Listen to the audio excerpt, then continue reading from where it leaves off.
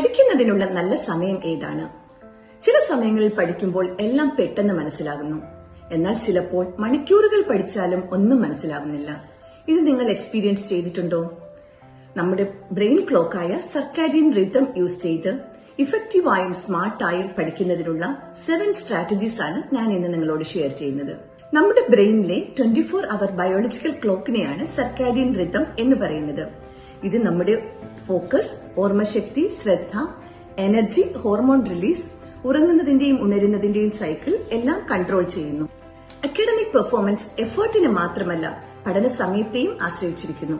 ശരിയായ സമയത്ത് പഠിച്ചാൽ കുറഞ്ഞ സമയത്തിൽ കൂടുതൽ കാര്യങ്ങൾ മനസ്സിലാക്കാൻ സാധിക്കും.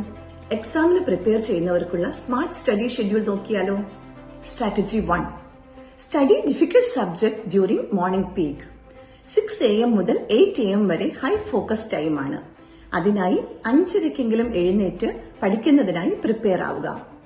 Mathematic numericals, physics derivatives, chemistry concepts, biology diagrams, history or accountancy concept ഇതൊക്കെ ഈ സമയത്ത് പഠിക്കാം. ആക്റ്റീവ് റീകോളിലൂടെയും കൺസെപ്റ്റ് അണ്ടർസ്റ്റാൻഡിംഗിലൂടെയും റൈറ്റിംഗ് പ്രാക്ടീസിലൂടെയും പഠിക്കാൻ ശ്രമിക്കുക. Strategy 2. Use mid morning for practice and application. 9 AM മുതൽ 11 AM വരെ സ്ട്രോങ് ഫോക്കസ് ടൈം ആണ്. Previous day topics, MCQs, short answers, formula revisions ഇതെല്ലാം ഈ സമയത്ത് ചെയ്യാം. വായനയേക്കാൾ കൂടുതൽ പ്രാക്ടീസ് ചെയ്യുമ്പോൾ ന്യൂറൽ കണക്ഷൻസ് ശക്തമാകും. Strategy 3. Keep languages and theory for late morning.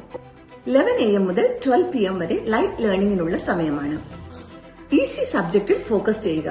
Theory വായിക്കുകയോ കൺസെപ്റ്റ് വീഡിയോസ് നോക്കുകയോ എക്സ്പ്ലനേഷൻസ് കേൾക്കുകയോ ചെയ്യാം.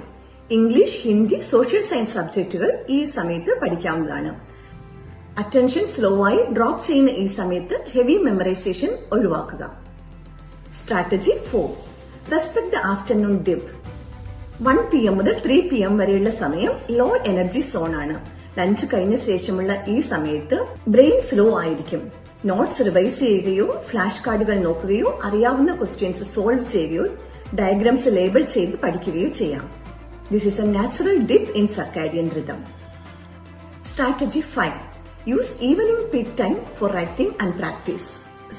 3 PM മുതൽ 5 PM വരെയുള്ള സമയം സെക്കൻഡ് പീക്ക് ടൈം ആണ്. ഈ സമയത്ത് problem solving and writing focus ചെയ്യുക. Sample papers, long answers, time bound practice ഒക്കെ ചെയ്യുക. ബ്രെയിൻ ഫോക്കസ് റീഗെയിൻ ചെയ്യുന്ന ഈ സമയത്ത് എക്സാം സിമുലേഷന് വേണ്ടി ഫോക്കസ് ചെയ്യുക. അതിനുശേഷം 5 PM മുതൽ 6 PM വരെയുള്ള സമയത്തിൽ ഫിസിക്കൽ ആക്ടിവിറ്റീസിൽ ഇൻവോൾവ് ചെയ്യാം. Strategy 6. Evening study. Revision, not new learning. 6 PM മുതൽ 8 PM വരെയുള്ള സമയത്ത് പഠിച്ച കാര്യങ്ങൾ റിവൈസ് ചെയ്യാൻ ശ്രമിക്കുക. ഇങ്ങനെ റിവൈസ് ചെയ്യുമ്പോൾ മെമ്മറി സ്ട്രെങ്തൻ ആവുന്നു.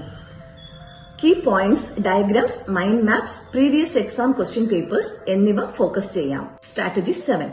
Use the golden 30 minutes before sleep.